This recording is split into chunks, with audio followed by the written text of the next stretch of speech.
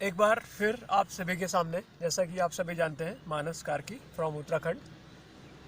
मैं नैनीताल के पास रहता हूँ और आज की डेट में मैं एक घुमक्कड़ बन चुका हूँ, एक कैंपिंग फ्रीक बन चुका हूँ, जो जंगलों में, पहाड़ों में, नदियों के पास, झीलों के पास, वीरानों में, जो अपना टेंट लेके, अपना तामझाम लेके, बोरिया बिस्तर लेके जो घूमते रहता है।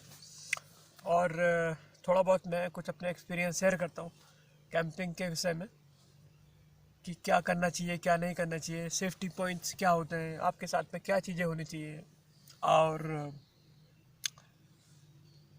मतलब इसी से रिलेटेड बात है।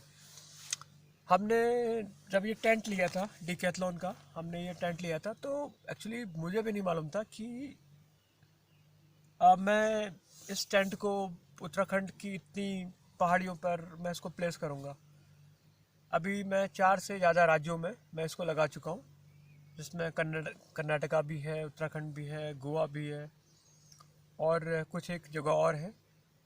और मेरे घर के आसपास की 150-200 मीटर की जितनी भी ऊंची पहाड़ियाँ हैं, ऑलमोस्ट ऑलमोस्ट मैं काफ़ी सारी जगहों पे इसको मैं लगा चुका हूँ। 2.5 किलोमीटर ऊँची भाई।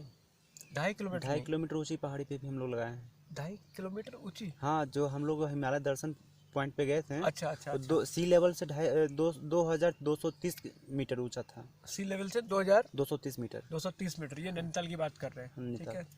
और दोस्तों, अब तो इसमें एक्चुअली मज़ा आने लग गया है।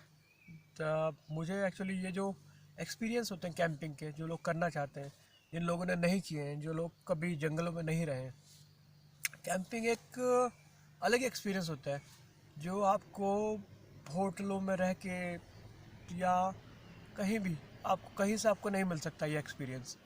जब आप किसी ऊंची पहाड़ी की चोटी पे होते हैं, या किसी नदी के किनारे पे आपका टेंट लगा होता है, या किसी झील के किनारे पे आप होते हैं, या बिल्कुल जंगल के पास होते हैं, या जंगल के बीच में होते हैं, आप अपना खाना बनाते हैं, आप सर्वाइवल सीखते हैं, वाइल्ड लाइफ के प्रति आप ज़्यादा केयरिंग होते हैं।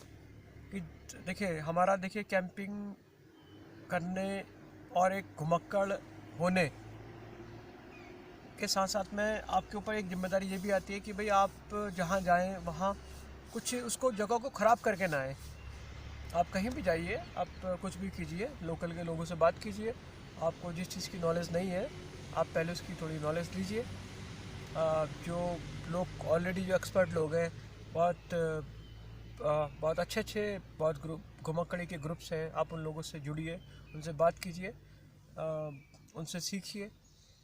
शुरुआत में आप चाहें तो आप अपने दोस्तों के साथ में 2-4 लोगों का ग्रुप बना के आप ये चीज़ ट्राई कर सकते हैं। तो फिर आपको मालूम चलेगा कि आपको क्या चीज़ की, क्या क्या चीज़ें आपको चाहिए कैंपिंग के दौरान। जैसे मेरा एक एक्सपीरियंस आपको बताता हूँ। मैंने ऐसी कुछ लाइटें ली, इमरजेंसी लाइटें। पैसे ज़्यादा नहीं नहीं थे जेब में, तो लोकल माल लिया। अब लोकल में क्वालिटी का इश्यू होता है, अगर सही दुकान से नहीं लिया तो ये दो तीन दो तीन बार आइटम मेरे ख़राब हो गए।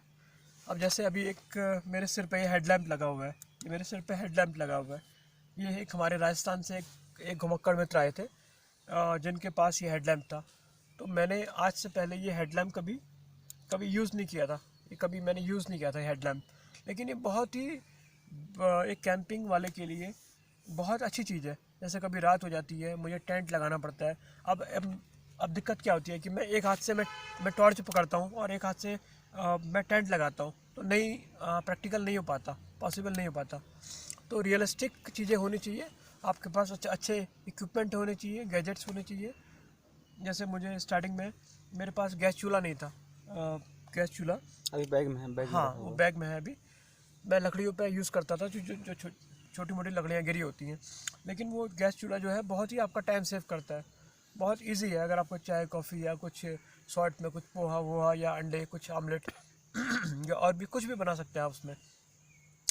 दूसरा, आप पावर बैंक, एक अच्छा आपके पास पावर बैंक होना चाहिए, कि अगर आप कहीं 2-3 दिनों के लिए कहीं दूर चले जाते हैं, या जहाँ पे आपको रिकॉर्डिंग करनी है, वीडियोस करने हैं, आपको नेचर्स से जुड़ना है, कुछ वहाँ पे कुछ वीडियोस बनाने हैं, और या कुछ और कुछ करना चाहते हैं आप, तो पावर बैंक आपको इस सब में मदद करेगा।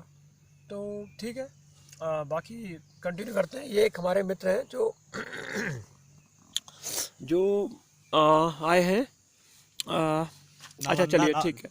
नालंदा तरफ से, नालंदा गया, दक्षिणी बिहार से हम आए हैं। अच्छा, आप क्यों आए? आपके माइंड में कहाँ से घुसा है कीड़ा घुमक्कड़ी करने का? हम सबसे बड़ी बात आपसे मिलने आए हैं, अच्छा आपसे सीखने आए हैं, अच्छा। कैंपिंग सीखने आए हैं आपसे हम। जी। टेंट कैंपिंग घने जंगलों में, पहाड़ियों में, झीलों के पास। तो सबसे बड़ी बात हम आपसे मिलने आए हैं कि आप किस तरह से सोलो ट्रैवलिंग करते हैं और सोलो कैंपिंग करते हैं। कैंपिंग सीखने आए हैं आपसे।